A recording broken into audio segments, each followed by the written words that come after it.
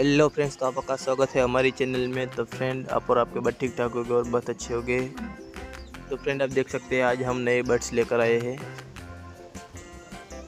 तो मैं आपको पास से दिखाता हूँ। तो फ्रेंड, आप देख सकते हैं आज हम लव बर्ड्स लेकर आए हैं।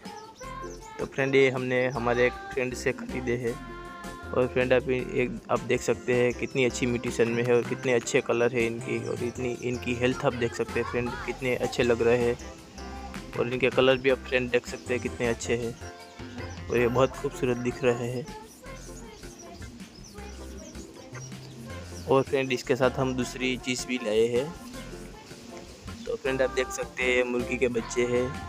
फ्रेंड, ये असील मुर्गी के बच्चे हैं। हम इसको भी खरीद के लेकर आए हैं। आप देख सकते हैं हमने 6 बच्चे लाए हैं।